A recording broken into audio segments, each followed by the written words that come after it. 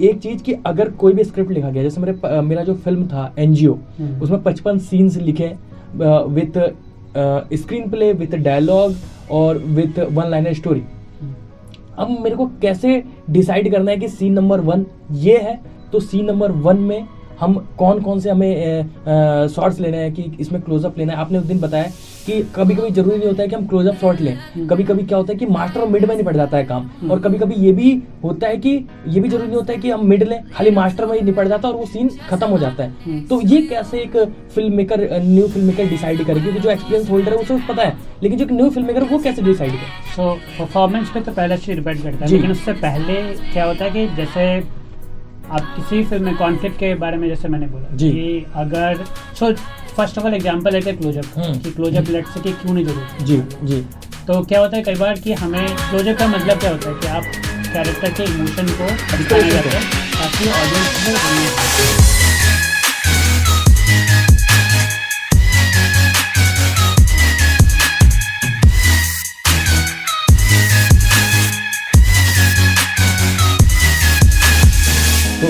भाई कैसे हैं आप? सबसे पहले तो ये बताइए कि आप बेंगलोर से उत्तराखंड आए हैं, हमारे शहर रुद्रपुर में, तो वहाँ के एटमॉस्फेयर में और यहाँ के एटमॉस्फेयर में कैसा महसूस कर रहे हैं आप? यहाँ वहाँ का एटमॉस्फेयर काइंड ऑफ बहुत ज़्यादा ये है। एक तो बेंगलोर है तो बड़ी सिटी है जी बिल्कुल, पहली चीज़। सेकेंड चीज़ यहाँ स्मॉल टाउन है, तो वो स्मॉल टाउन वाला फ्लेवर यहाँ पे पूरा मिल रहा है। हाँ, तो आपको तो ऐसा फील हो रहा होगा कि वो एक शहर और एक गांव? नहीं, ऐसा नहीं है। ऐसा नहीं हो रहा है? नहीं, ये रह चुका हूँ छोटे शहर में, तो छोटे शहर वाली फील आती है, तो रहता है सही है। शिवेश भाई, आज हम पूरी कोशिश करेंगे कि इस पूरे इंटरव्यू को हम एक फिल्म मेकिंग के तरीके से देखें, क्योंकि 2 डायरेक्टर आज आपस में बात कर रहे हैं। ऐसे मैं इंटरव्यू लेता हूँ या तो पॉलिटिशियंस का लेता हूँ या इस फील्ड से रिलेटेड लोगों का लेता हूँ, लेकिन बहुत कम रेयर केस होता है जब 2 डायरेक्टर आमने सामने बैठे हो, और 2 ऐसे डायरेक्टर जो एक छोटे बजट में फिल्म बनाने की कोशिश कर रहे हैं। कुछ ऐसा ही है। तो सबसे पहले कैमरे के पीछे एक दिन मुलाकात हुई आपसे ईशान भाई के थ्रू, तो हम लोग बात कर रहे थे अपनी फिल्मों के बारे में, मैं आपको बता रहा था और आप मुझे बता रहे थे। तो एक बहुत अच्छा एक पॉइंट जो मुझे लगा था कि आप कह रहे थे कि अगर हम स्क्रिप्टिंग करते हैं तो हमें शॉर्ट डिवीजन पहले लिख लेना चाहिए पर सीन्स के हिसाब से। तो वो क्या कहना चाह रहे थे आप, एक बार बताते? तो वो तो वेल नोन फैक्ट है, हर किसी फिल्म को बनाने के लिए एक शॉर्ट डिवीजन नाम का टर्म आता है, उससे पहले स्टोरी बोर्डिंग होती है। सो अगर शॉर्ट डिवीजन का मतलब बस सिंपल सा होता है कि जो भी, जैसे स्क्रीन प्ले क्या होता है जी, कि स्क्रीन पे जो प्ले हो रहा है उसको हम लोग लिख रहे हैं जी, राइट। अब लिखने के बाद उसका शॉर्ट डिवीजन होता है। शॉर्ट डिवीजन का मतलब सिंपल ये है कि हम लोग कौन सा एंगल लेना याद चाहते हैं कैमरे का, किस कोई कैरेक्टर कहीं पे है तो उसका ब्लॉकिंग क्या है। जैसे हम लोग यहाँ बैठे हैं जी जी, तो हमारी ब्लॉकिंग है यहाँ पे, तभी उस कैमरे, इस कैमरे और इस कैमरे पे हमने वो रखा है ताकि उस ब्लॉकिंग के हिसाब से रखा है जी जी। तो ये एक ब्लॉकिंग हो गई, तो एक शॉर्ट डिवीजन हो गया पहले से। तो आप पहले से शॉर्ट डिवीजन कर लेते हैं। लेकिन उससे बड़ा पॉइंट मेरे लिए ये था कि शॉर्ट डिवीजन तो हम कर सकते हैं, लेकिन किसी भी एक शॉट को करने के कई तरीके होते हैं, है ना। आप मिड शॉट लेंगे, लॉन्ग शॉट लेंगे, वाइड शॉट लेंगे, क्लोजअप लेंगे और डिफरेंट एंगल शॉट लेते हैं, पैन, क्विक, ये फ्लिप पैन होता है, बहुत सारे शॉट। जी जी। लेकिन आपको ये पता होना चाहिए कि आप वो शॉट क्यों ले रहे हैं, वजह क्या है किसी भी शॉट को लेने के लिए। जैसे इस इंटरव्यू को लेने का सबसे बढ़िया शॉट की एक मास्टर शॉट लिया कि हमने एक पर्टिकुलर मिड शॉट में इन दोनों को लिया ताकि आप दोनों की बातचीत हो। जी जी जी। लेकिन अगर दोनों के बीच में कॉन्फ्लिक्ट है तो हम दोनों को सेपरेट शॉट में दिखा रहे हैं, वो कॉन्फ्लिक्ट दिखाने के लिए इस पर्टिकुलर फ्रेम में एक यहाँ पर एक आदमी है, तो आप इसको कॉन्फ्लिक्ट में फ्रेम वाइज फ्रेम डिवाइड कर रहे हैं। बिल्कुल इजी वे में बताएं तो हमने इस इंटरव्यू करने के लिए 3 अलग अलग डिफरेंट कैमरे लगा रखे हैं, जिसमें एक हमारा मास्टर ले रहा है और 2 क्लोजअप ले रहा है, एक में मेरा क्लोजअप है और एक में आपका क्लोजअप है। ये कहना चाह रहा है। तो बेसिकली जब आप कॉन्फ्लिक्ट दिखा रहे हैं, मान लो मेरे और आपके बीच में कॉन्फ्लिक्ट है राइट जी जी, तो हम लोग क्लोजअप में एक cut, one cut, second cut, third cut, fourth cut, ऐसे होकर के कॉन्फ्लिक्ट दिखा रहे हैं। और जब हम लोग कंक्लूजन में आते हैं, मान लेते हैं उस समय मास्टर शॉट में आ गया। इसका मतलब है कि टू शॉट यानी एक ही फ्रेम में दोनों आ गए जी, इसका मतलब है एक ही प्लेटफॉर्म पे आ गए जी, तो ये एक वन वे एग्जाम्पल है कि हम लोग एक शॉट को डिवाइड कैसे करते हैं या हम कोई शॉट सेलेक्ट कैसे करते हैं। तो बेसिकली मेरे कहने का मतलब ये था कि जब शॉट डिवीजन कर रहे हैं तो उसमें शॉट सिलेक्शन करने से पीछे हमारे लिए एक लॉजिक होना चाहिए कि स्टोरी के हिसाब से क्या लॉजिक है। बस फिर से इसी बात को थोड़ा सा समझना चाहूँगा। उस दिन आपने मेरे को मैं अभी कुछ दिन पहले फिल्म से पहले मैं कहीं गया किसी भी वजह से, तो उन्होंने कोशिश की कि टेक्निकली वो मेरे को फंसा सके। ठीक, उन्होंने टेक्निकली फंसाया भी। तो उन्होंने कहा कि आप फिल्म कैसे बनाओगे, आप लोग को टेक्निकली तो इतना स्ट्रांग नहीं हो। मैंने कहा सर आप टेक्निकली फंसा रहे हो लेकिन फिल्म आपने नहीं बनाई है। टेक्निकली आप बहुत स्ट्रांग हो सकते लेकिन फिल्म नहीं बनाई है। और आज वो मेरे पास जवाब है कि मैं टेक्निकली उतना स्ट्रांग नहीं हूँ लेकिन फिल्म बना ली है। तो एक चीज कि अगर कोई भी स्क्रिप्ट लिखा गया, जैसे मेरा जो फिल्म था एनजीओ, उसमें 55 सीन्स लिखे with screen play, with dialogue और विथ वन लाइनर स्टोरी। अब मेरे को कैसे डिसाइड करना है कि सीन नंबर 1 ये है, तो सीन नंबर 1 में हम कौन से हमें शॉट्स लेने हैं, कि इसमें क्लोजअप लेना है। आपने उस दिन बताया कि कभी कभी जरूरी नहीं होता है कि हम क्लोजअप शॉट लें, कभी कभी क्या होता है कि मास्टर और मिड में निपट जाता है काम, और कभी कभी ये भी होता है कि ये भी जरूरी नहीं होता है कि हम मिड लें, खाली मास्टर में ही निपट जाता है और वो सीन खत्म हो जाता है। तो ये कैसे एक न्यू फिल्म मेकर डिसाइड करे, क्योंकि जो एक्सपीरियंस होल्डर है उसे पता है, लेकिन जो न्यू फिल्म मेकर वो कैसे डिसाइड करे? सो परफॉर्मेंस पे तो पहले चीज डिपेंड करता है, लेकिन उससे पहले क्या होता है कि जैसे आप किसी फिल्म में कॉन्फ्लिक्ट के बारे में जैसे मैंने बोला कि अगर फर्स्ट ऑफ ऑल एग्जांपल लेते हैं क्लोजअप का, कि क्लोजअप लेट से कि क्यों नहीं जरूरी है। जी। तो क्या होता है कई बार कि हमें क्लोजअप का मतलब क्या होता है कि आप कैरेक्टर के इमोशन को दिखाना चाहते हैं ताकि ऑडियंस से रिलेट कर पाए। जी बिल्कुल। यानी इमोशन जो है, जो भी वो कैरेक्टर फील कर रहा है वो ऑडियंस भी फील करे। जी। जब भी हम क्लोजअप दिखाते हैं या कोई भी एक्स्ट्रा इन्फॉर्मेशन उनके चेहरे से जो आ रही है वो दिखाना चाहते हैं, लेकिन अगर हम उस इन्फॉर्मेशन को हाइड करना चाहें या उस कैरेक्टर को ऑडियंस से रिलेट नहीं कराना चाहते हैं तो हम क्लोजअप नहीं लेंगे। बस तो इस तरह से लॉजिक देना होता है, इस तरह से लॉजिक ढूंढना होता है। हमें पता होना चाहिए कि हाँ यहाँ पे हमें कैरेक्टर का इमोशन ऑडियंस से रिलेट नहीं कराना है, इसलिए हम क्लोजअप नहीं। या वो कैरेक्टर इतना इंपॉर्टेंट नहीं है कि ऑडियंस को जरूरी नहीं है कि वो इम्पोर्टेंट हो या ना हो सकता है वो इम्पोर्टेंट कैरेक्टर हो सकता है वो विलन हो। आप नहीं चाहते कि उस विलन का जो इमोशन है उससे ऑडियंस रिलेट करे लास्ट तक। हाँ, इवन नहीं मतलब ऑडियंस का जैसे, क्योंकि विलन होता है तो हो सकता है कि आप चाहते हैं कि विलन के लिए हेट आए आपको, राइट। अब विलन अगर इमोशनल हो रहा है, मान लेते हैं रो रहा है, तो आप चाहते हैं कि ऑडियंस उसके साथ रोए ना, तो आप उसका क्लोजअप नहीं लोगे। बिल्कुल राइट, तो आप क्लोजअप नहीं लोगे, इसीलिए तो वो इम्पोर्टेंट कैरेक्टर है, स्टिल आपने क्लोजअप नहीं लिया बिकॉज आप नहीं चाहते कि ऑडियंस उस कैरेक्टर के इमोशन को फील करे, राइट। तो ये एक वन वे डिसीजन होता है, डिसीजन लेते हैं हम लोग कि कहाँ पे क्या इमोशन है किसी कैरेक्टर का, किसी सीन का क्या इमोशन है, उस स्टोरी के हिसाब से क्या क्या वैल्यू है, उसके हिसाब से शॉट एक सेलेक्ट किया, मिड शॉट सेलेक्ट किया या वाइड शॉट सेलेक्ट किया। जैसे वाइड शॉट क्यों सेलेक्ट करते हैं? एस्टैब्लिश करने के लिए। बिल्कुल ठीक है। एक पर्टिकुलर की पर्टिकुलर सेट है पूरा, तो वो पूरा दिखाया हमने, राइट। तो आप उसमें अगर कोई आदमी आ रहा है जा रहा है वो सब चीजें ठीक है, या एक टाउन को दिखा दिया सुपर वाइड शॉट। तो इस तरह से एक शॉट सिलेक्शन हम लोग प्रोसेस करते हैं। तो अब पूरा ये जो कन्वर्सेशन इतना हुआ है, इसका हमारा कहने का तात्पर्य यह है कि जो भी हम अपना बोल सकते हैं स्क्रिप्ट हमारा फाइनल होता है पर सीन के हिसाब से, चाहे जैसे मेरी फिल्म एनजीओ थे उसका 55 सीन हो या आपके पपेट मास्टर था उसका कितना सीन था लगभग 32 सीन थे, तो उसका करने का मतलब है पर सीन के हिसाब से हम पहले ही शॉर्ट डिवीजन डिसाइड कर लें कि इसमें मिड मास्टर क्लोजअप लेंगे या इसमें खाली क्लोजअप लेंगे या इसमें खाली मास्टर लेंगे, इसमें खाली मिड लेंगे या इसमें वाइड या जो भी है। बट इसके अलावा बहुत सारी चीजें जैसे लेंस कौन सा लेना है, कैमरा कौन सा लेना है, और क्योंकि उसके भी बहुत सारे वेरिएशन होते हैं। अच्छा, ये बिल्कुल आप क्लियर कर दीजिए नए फिल्म मेकर के लिए कि कैसे हम डिसाइड करें कि हमें लेंसेज कौन कौन से यूज करने सीन्स के हिसाब से। अगर नहीं ऐसे नहीं बता सकता, क्योंकि रीजन ये है कि अब नए फिल्म मेकर के लिए मैं मतलब सजेस्ट नहीं करूंगा कि आप लेंस के ऊपर इतना फोकस करें। फोकस ये करें कि आपका शॉट जरूर है अच्छा, फ्रेमिंग अच्छी हो। जैसे यहाँ पर हम दोनों का शॉट है बिल्कुल, तो फ्रेमिंग कितनी है, यहाँ तक आप रखोगे, आपके वहां तक रखा, एक फ्रेमिंग बहुत अच्छी आई क्योंकि ये बैकग्राउंड बिल्कुल प्लेन है, आपने इन दोनों को फ्रेम में रखा, तो ये एक इम्पोर्टेंट हो गया। तो आप किसी भी नए फिल्म मेकर के लिए पहले लेंस इम्पोर्टेंट नहीं है। हम लोग जैसे आप कोई भी बहुत सालों से फिल्म मेकिंग कर रहे हैं तो ऑब्वियसली उनके लिए लेंस इंपॉर्टेंट होगा। जी बिल्कुल। राइट। तो हमारे लिए ये भी होगा कि सीन वाइज सबसे पहली चीज वही है कि आपको शॉट का पता होना चाहिए, शॉट सिलेक्शन कैसे करना है। सही है। आपको समझ में आना चाहिए कि स्टोरी के हिसाब से उस शॉट का क्या मतलब है, और बस इतना काम करें काफी है। उसके बाद आप धीरे धीरे सीख जाएंगे कि लेंस कौन सा यूज करना है। मैंने ये टर्म इसलिए यूज किया लेंस का क्यों होना चाहिए, ये डेप्थ लाने के लिए जी। ये एक्स्ट्रा एडिशनल फिल्म मेकिंग है कि जहाँ पे आप एक्चुअली फिल्म से ऑडियंस को और ज्यादा डेप्थ में देना चाहते हैं। जी जी जी। तो वो धीरे धीरे ही आएगा, ऐसे मैं बताऊंगा तो सडनली कुछ नहीं आएगा, कुछ भी नहीं आना। हाँ।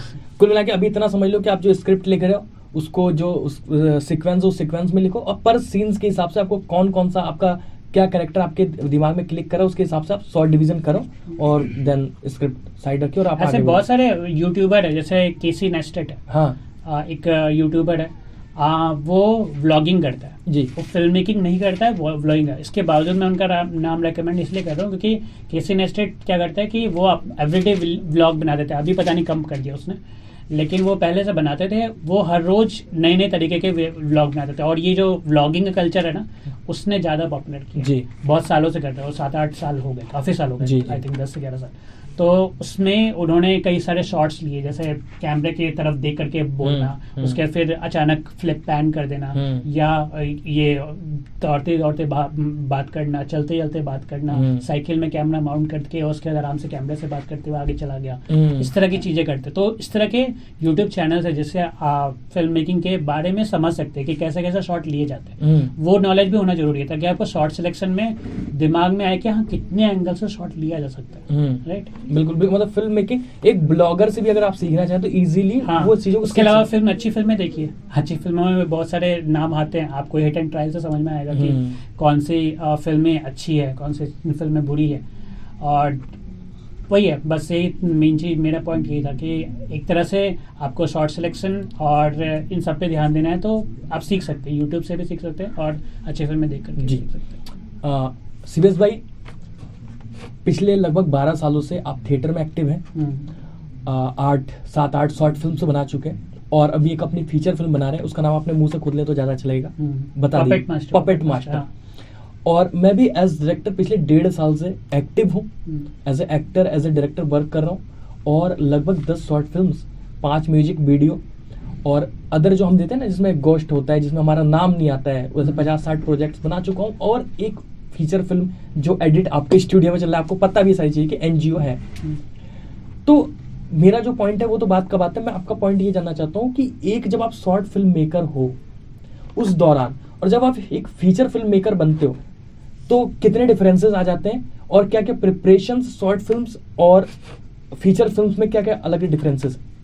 अब अगर ओवर सिंप्लीफिकेशन करें लेकिन एट द सेम टाइम काफ़ी सिंपल वे में समझा सके, शॉर्ट फिल्म बड़ी फिल्में बनाने का एक पर्टिकुलर स्टेप्स है जी, जिसमें आप शॉर्ट फिल्म बनाते आते हैं और उसके बाद एक फीचर फिल्म पे फोकस कर पाते हैं। बिल्कुं, बिल्कुल। क्योंकि क्या होता है कि शॉर्ट फिल्म होती है तो छोटी फिल्म होती है, हाँ। यानी 10 minute, 3 minute, 12 minute, maximum 40 minute तक का शॉर्ट फिल्म आता है वैसे, लेकिन आप बनाते हैं, ठीक है। उससे फायदा क्या होता है कि आपको समझ में आता है शूटिंग कैसे करनी चाहिए, एडिटिंग कैसे करनी चाहिए, और शॉर्ट फिल्मों में ड्यूरेशन कम होता है तो आपको टाइम कम लगता है जी।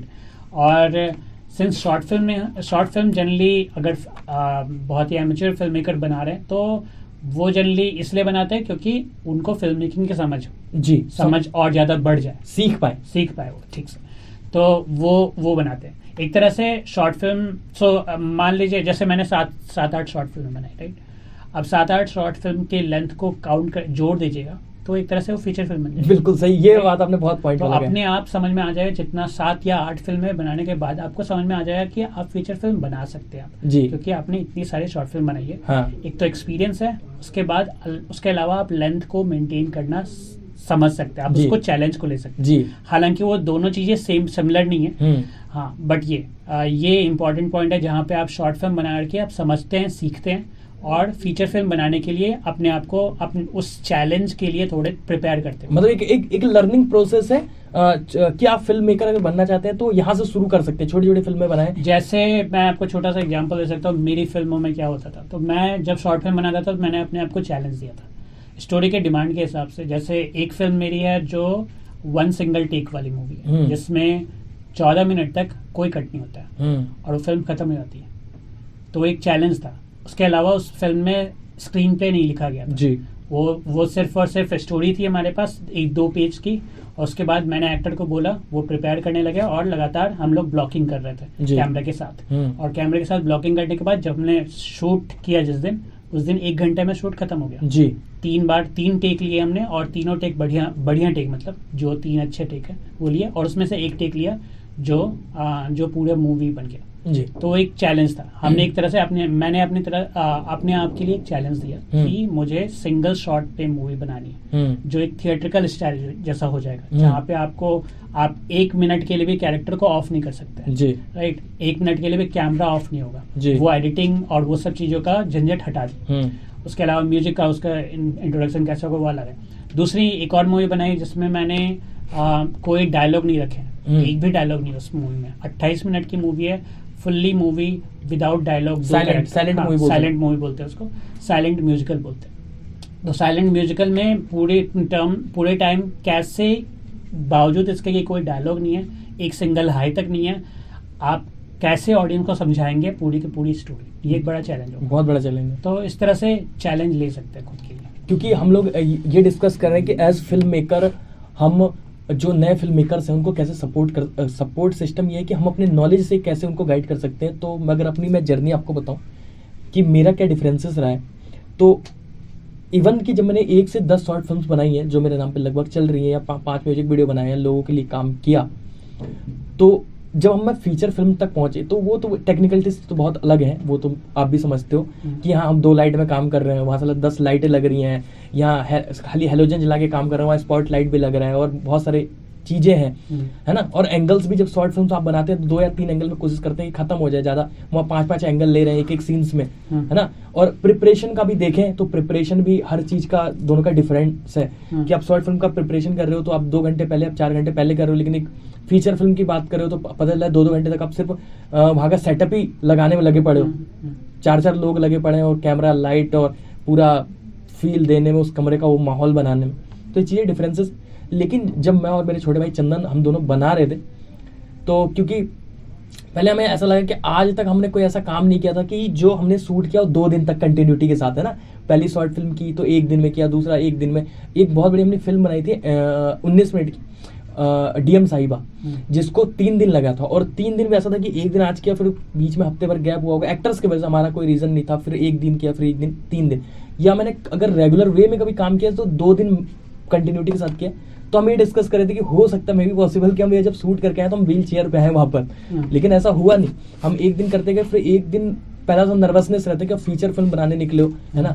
और वो फीचर फिल्म जहां आज तक आप 1 character, 2 character, 3 character, 4 character, 5 character से जस्टिफाई करने में लगे थे, और आज 101 कैरेक्टर को जस्टिफाई करना आपको अपनी फिल्म से, 5 कैरेक्टर से 101 कैरेक्टर को। और मेरा जितना कैरेक्टर, हर कैरेक्टर कि कोई भी ये कंप्लेन नहीं कर सकता मेरे से कि मेरे को फुटेज नहीं दिया गया, क्योंकि हर कैरेक्टर को इतना फुटेज दिया गया कि वो भी सोच नहीं सकते थे। तो कहने का सेंस सिर्फ इतना है मेरा कि हम लोग उस समय क्या सोच रहे थे। मैंने अपने भाई से कहा कि, तो मैंने उससे सिर्फ एक चीज कहा कि उसने भी मेरे से यही कहा, क्योंकि हम दोनों की ट्रेनिंग एक सोचते एक जैसा है, कि अगर हम ये सोच के अगर काम करते रहे कि हम शॉर्ट फिल्म्स बना रहे हैं, देन हम बनाते चले जाएंगे। पर डे हम यही सोचते थे सुबह उठ के कि हम शॉर्ट फिल्म बनाने वाले हैं, आज एक शॉर्ट फिल्म बना रहे हैं। तो एनर्जी रहती थी शॉर्ट फिल्म जैसी, और फीचर फिल्म तो बन रही है, और टेक्निकलिटीज वो तो सारी चीजें रहती है, तो वो बन रही है। और वो करते करते करते अब रोज हम एक शॉर्ट फिल्म बना रहे थे हमारे नजरों में, क्योंकि हम तो सीन कर रहे हैं कि आज 5 सीन करना, 5 सीन का मतलब हमारा एक शॉर्ट फिल्म है। और वो 5 सीन, 4 सीन, 5 सीन, 4, 3, किसी 3 भी हुआ, तो वो करते करते एक फीचर फिल्म कब बन गया।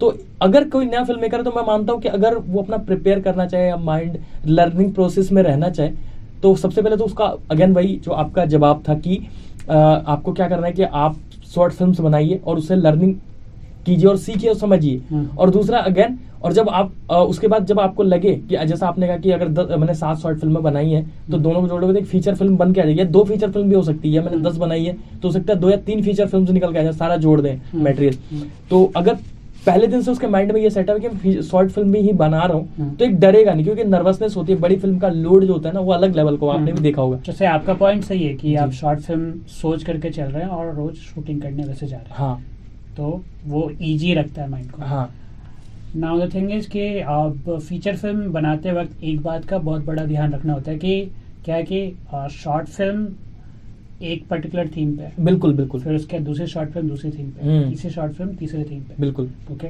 तो और वो अलग अलग टाइम में आप करते हैं, राइट? बिल्कुल बिल्कुल। अब ये फीचर फिल्म है तो हर रोज आपको एक पर्टिकुलर स्टोरी के थीम के बारे में आपको पता होना चाहिए या आप कनेक्टेड रहना चाहिए, बिल्कुल बिल्कुल, तभी आप उस पर्टिकुलर शॉर्ट फिल्म माइंडसेट से भी काम कर सकते हैं। बिल्कुल, हाँ। इसके बावजूद कि आप शॉर्ट फिल्म से काम कर रहे हैं, पीछे के दिन में क्या हुआ है वो सब चीजें आपको याद रखनी पड़ेगी और समझनी पड़ेगी। वो तो है, वो सब चीजें, वो चैलेंज है बड़ा। तो डेट मीन्स मतलब इस वाली कन्वर्सेशन से हम ये कंक्लूजन निकाल सकते हैं कि अगर किसी फिल्म मेकर को अगर फिल्म मेकिंग करनी है और फीचर फिल्म्स तक बनाना है तो सबसे पहले उस शॉर्ट फिल्म से अपना करियर चालू करे, शॉर्ट फिल्मों से सीखे और एक कैरेक्टर पे अगर जैसे आपने बोला कि आपकी फीचर फिल्म में 4 कैरेक्टर से जो भी है, या शॉर्ट फिल्म से एक 2 कैरेक्टर पे आपने बनाया, या मैंने एक कैरेक्टर से चालू किया था और लास्ट में 2 3 4 5 कैरेक्टर पे कन्वर्ट होता गया, तो अगर आपको लगता है तो एक कैरेक्टर से भी उठा सकते हैं कि एक कैरेक्टर से चालू करें, हाँ। एक कैरेक्टर से डील कर लेंगे, फिर 2 से 4, क्योंकि जितने कैरेक्टर्स होते हैं चैलेंजेस बढ़ते जाएंगे, हाँ। और इस तरीके से करें और 8-10 शॉर्ट फिल्म बनाएंगे, एक कॉन्फिडेंस बिल्डअप हो जाएगा कि हम एक फीचर फिल्म बना सकते हैं और फिर फीचर फिल्म बना देते हैं, इतना ही है। और मैं तो सिर्फ इस वे में बोल रहा हूँ कि अगर माइंड को रिलैक्स रखना है, क्योंकि माइंड उसमें बहुत ज्यादा पैनिक हो रहा होता है, तो रिलैक्स नहीं, वही रिलैक्स होने के अलावा पता होने चाहिए क्या चैलेंज है, क्या चैलेंज है, इतना ज्यादा रिलैक्स ना हो जाए वो जरूरी है। प्लस शॉर्ट फिल्म में एक और चीज है जो आपने कैरेक्टर की बात की, character location, right? So short film बनाने के या किसी भी फिल्म को बनाने के लिए सबसे बड़ा चैलेंज जो होता है वो कैरेक्टर, नंबर ऑफ कैरेक्टर्स और लोकेशंस, नंबर ऑफ लोकेशंस होता है शूटिंग के टाइम पे। उसके अलावा डिफरेंट काइंड ऑफ एडिटिंग और साउंड प्रॉब्लम है, वो अलग है, अभी टेक्निकल पे अभी हम लोग जा नहीं रहे, राइट? तो सबसे पहली चीज वही होती है। तो आपको मतलब किसी भी जो बहुत ही न्यू फिल्म मेकर है उनके लिए सबसे बड़ा जो सजेशन मेरे लिए होता है कि आप ना कैरेक्टर सबसे कम रखो पहली शॉर्ट फिल्म, काफी कम रखिए कैरेक्टर, और साथ में लोकेशन जो है ना, और कुछ नहीं ना, सो लोकेशन जो है वो भी कम रखिए, स्टोरी में ऐसे बदलाव रखिए। वो कंस्ट्रेंट अगर आप रखेंगे तो आप मतलब उस फिल्म मेकर के लिए चैलेंजेस कम हो जाएंगे, और वो चैलेंजेस कम होंगे तो आप छोटे चैलेंज को आसानी से इफेक्टिवली मतलब आप एक ओवरकम कर सकते हैं। ठीक है सर, मैं और मेरा छोटा भाई चंदन गौतम दोनों डायरेक्टर हैं, वो डीओपी भी है और उसके अंदर क्वालिटी कई है, एडिटर भी। तो एक जैसे मेरा जो जॉनर है, मैं अनुराग कश्यप को बहुत ज़्यादा फॉलो करता हूँ, और हम किसी फिल्म मेकर की यहाँ बुराई नहीं कर रहे, हम एक माइंड सेट की बात कर रहे हैं सर। और आप भी मेरे को हो सकता है किसी एक जॉनर में काम करना चाहते हो, आर्ट में, एक कमर्शियल सिनेमा है जो करण जौहर साहब बना रहे हैं, बुराई नहीं है, पैसा कमाना बहुत जरूरी है। और तो मेरा भाई मेरे से नाराज हो जाता है कि आप क्यों हमेशा अनुराग कश्यप जैसा करना चाहते हो, क्योंकि हम पैसा कमा नहीं पाएंगे, और उसका थिंक है कि हमें पैसा कमाना जरूरी है, और मेरा भी ये है मान। तो अब हमने उसको कन्वर्ट कर दिया कि हम सिनेमा को आर्ट भी रखेंगे और कमर्शियल भी रखेंगे, दोनों को मिक्सचर करके बनाएंगे कि समस्या पैसा का भी ना हो और आर्ट भी दिख जाए हमारा। तो इस पॉइंट पे आपका क्या कहना है कि आज जो नए जनरेशन, नए फिल्म मेकर है, अनुराग कश्यप कोई भी ऐसा उसका एक अपना थॉट है, उस थॉट पे भाई वो काम कर रहा है, और उस तरीके से वो काम कर रहा है कि वो रियलिस्टिक चीज़ों को दिखाना चाहता है, और पैसा भी कहीं ना कहीं से बना रहा है। अगर पैसा नहीं होता तो मुझे लगता है भी कोई मर्सिडीज है चल रहा है, लोगों का दिमाग खराब है कि लोगों को लगता है कि पैसा जरूरत नहीं है, जबकि पैसे सबसे ज्यादा जरूरत है। क्योंकि आपके पपेट मास्टर, मुझे लगता है क्या बजट बताया था आपने? अभी नहीं बता सकता, अच्छा, अब नहीं कर सकता। नहीं मतलब फिर भी मान लेते कम बजट है, मान लेते लो बजट है, या मेरी फिल्म का लो बजट है। मेरे कहने का मतलब है कि अगर अभी हमारे लाख में वो चीज है, ठीक, ये सपोज कर लेते हैं, अगर हम लोग के पास पैसा होता तो करोड़ों में होता, तो जो आज फैसिलिटीज है या जो हमारी फिल्म है उससे बेहतर होता वो। जो करण जौहर की फिल्म बन रही है, करोड़ रुपए लग रहे हैं और सारी चीजें हो रही हैं, तो मतलब कहीं ना कैसा पैसे तो अहमियत रखता है। तो इन सारी चीजों पे आपका क्या राय है कि जो नया फिल्म मेकर है क्या सोच करना चाहिए, अगर आर्ट पे काम कर रहा है तो उसे कमर्शियल काम करना चाहिए या नहीं करना चाहिए? बहुत इंटरेस्टिंगली इसका जवाब वो नहीं है जो हम लोग सोचते हैं जनरली कि कमर्शियल की तरफ जाना चाहिए, आर्ट की तरफ जाना। मेरे हिसाब से फिल्म मेकिंग हमेशा एक पर्सनल चॉइसेस है जी, और पर्सनल चॉइस में अगर फिल्म मेकिंग वैसे ही करनी चाहिए जो आप देखना चाहते हैं। मतलब जैसे जैसे कोई भी, जैसे आप हो गए, आपको मान लेते हैं इस टाइम के लिए कि आपको वायलेंस मूवी ज़्यादा पसंद है, वायलेंट मूवी पसंद है जिसमें एक्शन हो, खूब सारी किलिंग हो, वो पसंद है, जो टैरेंटिनो को पसंद है, राइट? बिल्कुल। सो उसे उस तरह की मूवी बनानी चाहिए।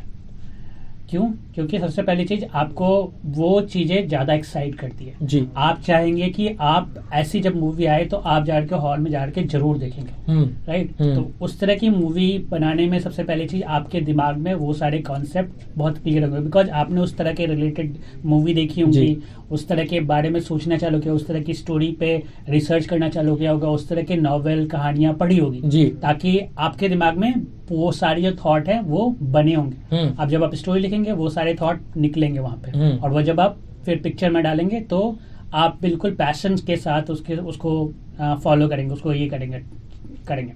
तो उसमें आर्ट या कमर्शियल वाला पॉइंट नहीं आता मेरे हिसाब से, क्योंकि उसमें एक जॉनर टाइप का आपका एक, आपने कुछ सोचा हुआ है, आपको कुछ अच्छा लग रहा है, आपने उसी टाइप पे फिल्म बनाई। किसी को हो सकता है रील जो बनती है, यानी इंस्टा रील बनती है, उस तरह की मूवी बनाने का मन करता हो, या सोशल इशू पे बनाने का मन करता हो, तो सोशल इशू पे बनाना चाहिए, राइट?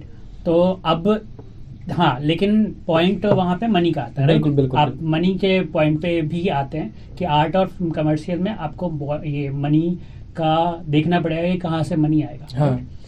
द थिंग इज कि अब पहली चीज ये मैं हमेशा प्रेफर करता हूँ कि पर्सनल चॉइस के हिसाब से फिल्म बनाए, बिल्कुल, ठीक है? लेकिन आपको समझना पड़ेगा कि आपके पर्सनल चॉइसेस के पीछे जो कि जैसे आपने अगर आर्ट फिल्म सेलेक्ट की, और आर्ट फिल्म में अभी भी थोड़ा मेरे हिसाब से अब कमर्शियल और आर्ट के बीच में जो स्पेस है वो कम हो रहा है, अभी कम हो रहा है, लेकिन गैप कम हो रहा है।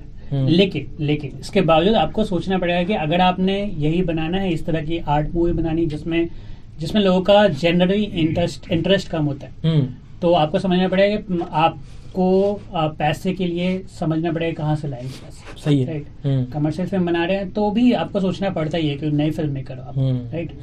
तो ये आपका फिर चॉइस के बाद आप सारी चीजें, दूसरी चीजें चूज कीजिए, जो आपको जॉनर पसंद है उसके हिसाब से बनाना शुरू कीजिए, उसके बाद चूज कीजिए कि कैसे उसमें पैसा बना सकते हैं। हाँ, ये वरना मुश्किल होगी कि आप पहले सोचेंगे पैसे बनाएंगे और फिर आप जॉनर चूज करेंगे, तो हो सकता है फिल्म ही अच्छी ना बनाए, या फिल्म बना ही ना पाए, क्योंकि आपका मन तो है नहीं उसमें बनाने का। हाँ। आपको कमर्शियल बनाने का मन ही नहीं है, आपने सोचा कि पैसे आ गए आप बना देते हैं, लेकिन बन नहीं पा रही है, बनाए अच्छे बन ही नहीं रही है, फिर फायदा क्या? एक कोई मिले थे मेरे से और उन्होंने एक लाइन कही थी, और मुझे लगता है कि लाइन आप भी इत्तेफाक रखेंगे कि जिस दिन पैसे का इन्वॉल्वमेंट चालू हो जाता है किसी चीज में, उस दिन से किसी आर्टिस्ट का उसका जो अपना एक दायरा होता है वो कम होना चालू हो जाता है। अच्छा। जैसे पैसा आएगा तो वो आदमी क्या बोलता है कि नहीं ये नहीं करते, थोड़ा सा चेंजेस कर लेते हैं, फिर वो सारी चीजें हैं। तो इस पॉइंट पे आदमी को ये, आपका ये कहना है कि आदमी ये रहे कि उसका जो चॉइस है वो बनाए, और बाद में अगर उसको कमर्शियल कैसे कर सकते हैं उस पर काम करे तो ज्यादा बेहतर रहेगा, ये सोचने के मुकाबले कि हम पहले ही से कमर्शियल बना के पैसे कमाएं। ये पॉइंट है। तो इस पर जो पैसे वाली पे कि पैसे आने के साथ साथ आर्टिस्ट का ये चेंज होता है। हाँ। तो इसमें एक बहुत बड़ा सिंपल सा तरीका होता है कि आप किसी फिल्म को सबसे पहले मतलब अभी मैं उस तरह की बात कर रहा हूँ जैसे आप फीचर फिल्म बना रहे हैं, ठीक है? चैलेंजेस आपने कवर कर लिए शॉर्ट फिल्म वाले, और फीचर फिल्म बना रहे हैं, राइट? अब शॉर्ट फिल्म बनाने से पहले आप एक स्टोरी लिखते हैं जी। स्टोरी में आप कोई कंस्ट्रेंट मत रखिए, मतलब कि अरे पैसे कहाँ से आएंगे, अरे ये सेट नहीं ले सकते, ये सेट नहीं ले सकते, ये नहीं ले सकते, सबसे पहले बड़े कैरेक्टर नहीं ले सकते। सबसे पहले आपका कहना है कि लिखो अच्छे से, पूरा अच्छे से लिखो, जो आपका दिमाग में है सब कुछ उतार के रख दो। उसके बाद सोचो कि हाँ ये है, अब आपने सोचना शुरू किया कि हाँ ये है, अब आप धीरे धीरे बजट के कंस्ट्रेंट के हिसाब से उस पर्टिकुलर जो विजन है उसको फिट करने की कोशिश करो, ठीक है? ओके। उससे फायदा क्या होगा कि अगर आप, मतलब मेरा कहने का मतलब ये है कि पहले से विजन लिमिट करने से नुकसान ज्यादा होगा। अगर विजन बड़ा रखोगे उसके बाद पैसे में अगर उस विजन को लिमिट भी करोगे तो कितना लिमिट होगा, नीचे होगा बस, यहाँ से फिर नीचे और बहुत कम हो सकता है, यहाँ से विजन इतना ही लिमिट होगा, जो आपका क्वालिटी है वो उतना नहीं बिगड़ेगा जी। तो that's why I would go that way. नहीं, बहुत बढ़िया। शिवेश रंजन भाई, आप पहले बिहार पूर्णिया से हैं और उसके बाद आप बेंगलोर शिफ्ट हुए, और लगभग आपका एक जो जर्नी है थिएटर में किसी भी फील्ड को लेकर, एक्टिंग, डायरेक्शन, राइटिंग या अदर जो भी आप बैक स्टेज हों, एक 12 साल की एक लंबी जर्नी है। उस लंबी जर्नी के बाद कैसे समझ में आया कि आपको डायरेक्शन करना चाहिए या फिल्म मेकर बनना चाहिए? क्योंकि निकले मेरे को लगता है कि आप एक्टर बनने होंगे। नहीं, ऐसा नहीं है। सो होता क्या है कि थिएटर के दौरान आप अगर सारे प्रोसेस से इन्वॉल्व होते हैं, जैसे फिल्म मेकिंग में होता है, आप शॉर्ट फिल्म बनाते हैं तो स्टोरी से इन्वॉल्व होते हैं, कैरेक्टर से इन्वॉल्व होते हैं, एज एन एक्टर भी काम करते हैं थिएटर में, जैसे मैंने काम किया। और उसके अगर सारे एस्पेक्ट से काम करने लगते हैं ना, तो आपको एक ओवरऑल आइडिया लगना शुरू होता है चीज़ों के बारे में, कि कैसे लाइटिंग होती है, कैसे म्यूजिक आता है, म्यूजिक का प्लेसमेंट कहाँ पे होता है, क्यों म्यूजिक लगा रहे हैं यहाँ पे, और क्यों ये कैरेक्टर ये इमोशन फील कर रहा है, या बैक स्टेज में कोई प्रॉप रखा हुआ है तो उस प्रॉप का इस्तेमाल यहाँ पे कैसे हो रहा है, क्यों हो रहा है। तो ये सब चीज़ें आप समझने लगते हैं। अब अगर एक्सपीरियंस होते आता है ना, तो आपको समझ में आने लगता है फिल्म मेकिंग में भी ये फिर ये सारा कलेक्टिव एक्सपीरियंस बन करके जब आप डायरेक्टर सीट पे जाते हैं तो आपको वो सारी चीज़ें यहाँ से बस देखनी होती है, आपको वो समझना होता है। क्योंकि डायरेक्टर का काम क्या होता है, टीम मैनेज करना होता है पहला तो, लेकिन उसके अलावा क्या होता है कि एक विजन सेट करना होता है। आपको एक पूरा स्टोरी का विजन सेट करना होता है कि ये एक पर्टिकुलर विजन है। आपने अपनी टीम को पता है, एक डिपार्टमेंट, सबके डिपार्टमेंट होते हैं, लाइक कॉस्ट्यूम डिपार्टमेंट हो गया, कैमरा डिपार्टमेंट हो गया, एडिटिंग डिपार्टमेंट हो गया, सबको डिपार्टमेंट को आपने बताया। अब वो क्या करती है कि आपको सजेशन देती है, राइट? क्योंकि आपका विजन है, लेकिन एट द सेम टाइम वो जब सजेशन देती है तो आपको एक तरह से उस पर्टिकुलर विजन को एनहांस यानी बढ़ाती है, राइट? जैसे कॉस्ट्यूम डिपार्टमेंट क्या करेगा कि बोलेगा गांव का लड़का है कोई, आपने बोला गांव का लड़का है वहाँ पे और उसका ऐसा सिचुएशन है। अब वो बोलेगा कि इस तरह कॉस्ट्यूम तो अच्छा है, ठीक है, उसको सिंपल हाफ पैंट पहनाते हैं और उसके बाल बिखरे रहेंगे, और उसके अलावा जो कलर पैलेट होगा वो थोड़ा सा डल सा होगा, लेकिन डस्टी लुक होगा, पीछे वाला बैकग्राउंड है, घर जो भी होगा उसमें डस्टी लुक होगा, तो उसके हिसाब से जो कपड़े उसने पहने हुए वो काफ़ी मैच करेगा। तो बेसिकली कॉन्ट्रास्ट दे रहा है, जिसकी वजह से आप पिक्चर में उस पर्टिकुलर पर्सन को हाईलाइट कर सकते हैं। मतलब एक one of the ways to समझाने का कि कॉस्ट्यूम डिपार्टमेंट एग्जैक्टली क्या काम करता है। तो इस तरह से आप धीरे धीरे लोगों के साथ कोलैबोरेट करते हो। तो मेरा वही तरीका था कि मैं जब एज ए डायरेक्टर किसी जगह पे आया, सीट पे आया, तो सीट में उस सीट में एक लीडरशिप पोजीशन जो है वो उसके लिए जो एक्सपीरियंस चाहिए था वो ऑलरेडी मुझे मिल चुका था, ठीक है। तो वो करने का मन होना शुरू हुआ, तो इसीलिए डायरेक्टर सीट पे आया फिल्म मेकिंग के लिए। जैसे जो छोटे शहर से लोग होते हैं या इंडस्ट्री आउटसाइडर जिनको बोलते हैं वो होते हैं, तो सबसे पहले वो जब निकलते हैं इस दुनिया में, बॉलीवुड या फिर कि उनको एक्टर बनना है या जो भी, तो सबसे पहले सोचते हैं कि वो प्रेफर करते हैं कि मुझको थिएटर करना चाहिए। 10 साल 12 साल 15 साल लोग करते भी हैं। नवाजुद्दीन सिद्दीकी भाई एनएसडी से हैं और काफ़ी लोगों ने किया, ये शुरू में कर रहे थे और बाद में कैमरा के हुए तो कैमरा के होके रह गए। और जो स्टार किड्स होते हैं, बेसिकली मैं ऐसा थॉट प्रोसेस इसलिए भी है, मैं और मेरा छोटा भाई डिस्कस भी करते हैं कि जो स्टार किड्स होते हैं, मुझको ऐसा लगता है कि जितने भी स्टार किड्स होंगे, चाहे शाहरुख खान का बेटा होगा या अनन्या पांडे होंगी, या जितने भी स्टार किड्स हैं, ये लोग मैक्सिमम थिएटर नहीं करते होंगे, मुझे ऐसा लगता है। तो हम लोगों को ऐसा क्यों लगता है कि हमें अगर कैमरे के पास जाना है, कैमरे को फेस करना है और सारी चीज़ें करनी है, जो हम आउटसाइडर्स हैं, तो सबसे पहले हमें थिएटर को प्रेफर करना चाहिए और 10 12 15 साल थिएटर करने के बाद हमको कैमरे को फेस करना चाहिए, और उनको ऐसा क्यों नहीं लगता होगा? बहुत ही सिंपल आंसर है इसका। सो कोई स्टार किड है, उसे कैमरे की आदत बचपन से लग जाती है। अच्छा, कैसे? सैफ अली खान के बेटे को, तैमूर को, हाँ, उसे कैमरे की आदत बचपन से ही लग जाएगी, वो चाहे या ना चाहे, right? Even though let's say media follow नहीं भी करता है, इसके बावजूद लाइक उसके पिताजी और मॉम जो है वो लगातार कभी न कभी बाहर जाएंगे, लोग फोटो खींचेंगे, उसको कैमरे की आदत लग रही है और ये भी फोटो खींचेंगे, या फिर अपने पिताजी के सेट पे जाएगा। तो धीरे धीरे के स्टार किड होते हैं, सेट पे जाते हैं, देखते हैं, समझते हैं चीज़ों को। तो इसीलिए हम लोग जैसे मैं प्रेफर करता हूं, मतलब वो ग्रूम होना चालू हो सकता है बचपन से, चालू हो चुके होते हैं ऑलरेडी, राइट? बचपन से ही वो ग्रूम हो रहे होते हैं बिना मतलब कॉन्शियसली भी नहीं होता है, मतलब वो इतना दिमाग में भी ये नहीं रख के चल रहा है कि हमें ग्रूम होना है, वो बस फन के लिए जा रहे थे, राइट, फन के लिए गए और देखे और धीरे धीरे के समझने लगे, अच्छा ये ऐसे होता है क्या, अच्छा यहाँ पे मेकअप लगता है, अच्छा ये ऐसे होता है, ये ऐसे चलना चाहिए, ये ऐसे करनी चाहिए, राइट। अब छोटे शहर से जो आ रहे हैं उनका नहीं होता है क्योंकि वो ग्रूमिंग नहीं हो पाती है, इसीलिए वो एक स्टेप आगे होते हैं। एटमॉस्फेयर का फर्क है, एटमॉस्फेयर का फर्क, राइट। अब थिएटर का क्यों लगता है, अब थिएटर आपको क्या देता है, एक्टिंग स्किल्स देता है, राइट।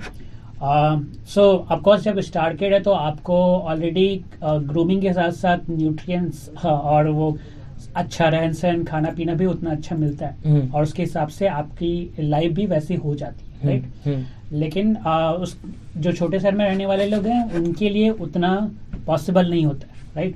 अब थिएटर से आपको एक मिलता है एक्टिंग स्किल्स, राइट। वो एक्टिंग स्किल्स आप ओन करना शुरू करते हो, धीरे धीरे के अपने बारे में समझते हो और धीरे धीरे के आप एक्टिंग को समझते हो, एक्टिंग की विधा को समझते हो जी, ओके। उसके बाद भी कैमरे में आने में तकलीफ हो सकती है क्योंकि कैमरा एक अलग टाइप का मीडियम हो जाता है, लेकिन सो बेसिकली कंपटीशन टाइप का नहीं है मेरे हिसाब से, क्योंकि मेरे हिसाब से स्टार किड में भी कुछ स्टार किड एक्चुअली काफी अच्छे एक्टर हैं, आपको भी पता है, बिल्कुल, बिल्कुल। और कुछ अच्छे एक्टर नहीं है लेकिन उनको चांसेस ज्यादा मिलते हैं। ये हमारा जो मेरे हिसाब से हमारा सबसे बड़ा जो कंप्लेन हमें जनरली जो सुनाई दिया है कि उनको चांसेस ज्यादा मिलते हैं बिकॉज वो स्टार किड। नहीं, वो कहीं ना कहीं जो एक इंटरव्यू था अनन्या पांडे वाला और कोई एक शख्स थे जो कह रहे थे कि जहाँ इन लोग का हमारा स्ट्रगल खत्म होता है वहां से ऐसा चालू होता है, हाँ, ऐसा कुछ था एक लाइन, तो बिल्कुल जेन्युइन लाइन है कि हमें एक छोटे कैरेक्टर से करते करते लीड करते करते हम लोग बूढ़े हो चुके होते हैं और वो लीड से चालू होते हैं, तो बिल्कुल फैक्ट है वहाँ, वो फैक्ट है, बिल्कुल सही है। लेकिन ये है कि अब धीरे धीरे के वो फैक्ट को हम लोग डिनाई नहीं कर सकते और वो फैक्ट, वो चैलेंजेज और वो जो भी क्या बोलते हैं उसको, जो डिफरेंसेस है वो हम सडनली नहीं मिटा सकते जी, राइट। क्योंकि स्टार किड होने का फायदा क्यों मिल रहा है उनको, क्योंकि उनके पिताजी ने उनको उतनी मेहनत की होगी या माता ने उनकी इतनी मेहनत की होगी, तभी वो फल बच्चे को भी मिल रहा है। बिल्कुल तरह से ये, क्योंकि ये स्टार किड वाला सिस्टम, स्टार किड बोल रहा हूँ, मतलब एक कहते हैं ना कि नेपोटिज्म, राइट, नेपोटिज्म वर्ड है ना, नेपोटिज्म वाला सिस्टम जो है वो हर बिजनेस में, हर इंडस्ट्री में, तो जैसे आप लोहार का बेटा लोहा के सामान बनाने में उसे ज्यादा अच्छे से मालूम हो चुका होता है, एक सर्टेन इस तरह वो जाना चाहे या ना चाहे कोई फर्क नहीं पड़ता, लेकिन उसे कुछ आइडिया होना शुरू हो जाता है बिकॉज वो देखता जा रहा है लगातार, वो सेम ही चीज है एक तरह से। तो हाँ, बस यही एक चीज है जिसकी वजह से लोग थिएटर की तरफ ज्यादा जाते हैं छोटे शहर वाले, बिकॉज वही एक चीज है जहाँ पे आप किसी को बीट कर सकते हैं, आप किसी कंपटीशन में ये आगे आ सकते हैं जाके। शिवेश रंजन जो कि आज तक शॉर्ट फिल्म बना रहे थे, 12 साल से थिएटर कर रहे हैं, थिएटर में एक्टिव है, उनकी पहली फीचर फिल्म पपेट मास्टर आ रही है, नेक्स्ट क्या प्लान है? नेक्स्ट प्लान तो पहले तो आ रही है, तो उससे पहले देखना पड़ेगा डिस्ट्रीब्यूशन के बारे में, बट हाँ वो होने के बाद एक तरह से नेक्स्ट फीचर फिल्म का प्लान हो चुका है, ऑलरेडी हो चुका है का मतलब हुआ कि स्क्रिप्ट रेडी है, अब आगे बढ़ना है उसी को लेकर के। जब भी ये पपेट मास्टर वाला पूरा काम खत्म हो जाएगा, फीचर फिल्म जब बनने के बाद जो कहीं भी आ गई उसके बाद उस पर काम चालू हो जाएगा। अच्छा, मैं इंटरव्यू एंड कर रहा था लेकिन आपने जो शब्द बोल दिया डिस्ट्रीब्यूशन, ये एक्साइटमेंट जगाता है क्योंकि एक जो नए फिल्म मेकर होते हैं या फिल्म मेकिंग में ट्राई कर रहे हैं उन लोग के लिए बहुत बड़ा सा शब्द हो जाता है डिस्ट्रीब्यूशन, क्योंकि सारा गेम वहीं का है क्योंकि वो ठीक होने लग जाए तो सारी चीज़ें ठीक हो जाए। तो अगर कुछ ऐसा नॉलेज या कुछ ऐसा नॉलेज आप दे सके। सर्टेनली मैं नहीं कह सकता कि मेरे पास बहुत बड़ा नॉलेज है, अभी हम लोग एक्चुअली बस ट्राई कर रहे हैं जी। तो अभी तक जो रिस्पॉन्स जिस तरह से मिलते हैं वो रिस्पॉन्स इस तरह से होता है कि अगर आप किसी स्टैब्लिश्ड स्ट्रीमिंग साइट, स्टैब्लिश छोड़ो, सारे स्ट्रीमिंग साइट से वो इंडिविजुअली आपको ये नहीं करते, एंटरटेन नहीं करते, बिल्कुल, क्योंकि आपको नहीं जानता है कोई और वो लॉजिकल है, बिल्कुल लॉजिकल है। आप ज़्यादातर वो एजेंट के थ्रू ही जाते हैं, तो ये एक वन ऑफ द फैक्ट्स है जो हम लोग एक्सेप्ट करना पड़ेगा अभी के लिए, फिलहाल के लिए। लेकिन अनलेस दूसरा तरीका एक और होता है कि आपने बहुत अच्छी फिल्म बनाई है, उसके बाद आपने फेस्टिवल में भेजा। फिल्म फ्रीवे नाम से एक पर्टिकुलर वेबसाइट आती है जहाँ से जिसके थ्रू आप भेज सकते हैं फिल्म को डिफरेंट फेस्टिवल में, इंडिया के फेस्टिवल में और बाहर के फेस्टिवल में भी, कांस और वगैरह वगैरह सब जगह भेज सकते हैं। ये फीचर फिल्म्स के लिए भी है? फीचर शॉर्ट फिल्म सबके लिए। अच्छा, सबके लिए। तो उसमें आप भेज सकते हैं, लेकिन उसमें चार्जेस लगते हैं ऑब्वियसली। तो फेस्टिवल का भी एक पर्टिकुलर पूरा चार्जेस होता है। फेस्टिवल का पूरा गेम है, वो बाद में कभी वो एक बिजनेस है। वो बहुत बड़ा बिजनेस है। लेकिन स्टिल अगर आप मान लेते किसी फेस्टिवल में आपकी फिल्म सेलेक्ट हो जाती है तो एक नोटिसेबल चीज़ आ जाती है कि हाँ ये फिल्म इस फिल्म फेस्टिवल में सेलेक्ट हुई है। तो उसके थ्रू आप किसी एजेंट या किसी डिस्ट्रीब्यूटर या किसी पर्सन से बात करते हैं जो उस स्ट्रीमिंग साइट से जुड़ा हो, या थिएटर का रिलीज करना है तो थिएटर के रिलीज से रिलेटेड डिस्ट्रीब्यूटर से बात करते हो। किसी प्रोडक्शन हाउस भी आता है जो डिस्ट्रीब्यूट भी करता हो, तो वो करते हैं। तब उसके बाद आपने चांसेस पे ही है बेसिकली उसके बाद। तो शिवेश भाई बहुत अच्छा लगा आपसे बात कर और ये मेरा चैनल है फिल्मी चाणक्य, जिसमें हम एंटरटेनमेंट फील्ड से रिलेटेड सारे लोगों का इंटरव्यूज करते हैं, ताकि जो बाहर लोग हैं, उभरता हुआ युवा है जो इस फील्ड में काम करना चाहता है, चाहे वो डायरेक्टर बनना चाहता हो, एक्टर बनना चाहता हो, सिंगर बनना चाहता हो, म्यूजिक डायरेक्टर बनना चाहता हो, प्रोड्यूसर बनना चाहो, इवन कुछ भी बनना चाहता हो, तो हमारा चैनल देखे और उससे नॉलेज ग्रैप हो। जैसे आज हम डायरेक्शन की बात कर रहे थे, तो जो ये है युवा पीढ़ी जो आ रही है इस फील्ड के लिए, तो उनके लिए कोई राय मशवरा सजेशन हो तो? मैं राय देने लायक वाला पोजीशन पर नहीं आया हूँ।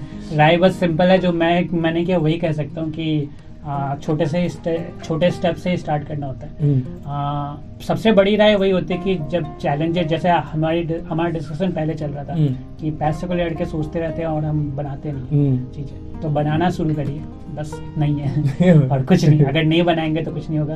एक्टिंग नहीं करेंगे तो फिर एक्टिंग नहीं सीखेंगे। अगर आप स्टेज पे नहीं जाएंगे तो आप नहीं सीखेंगे, बस वही।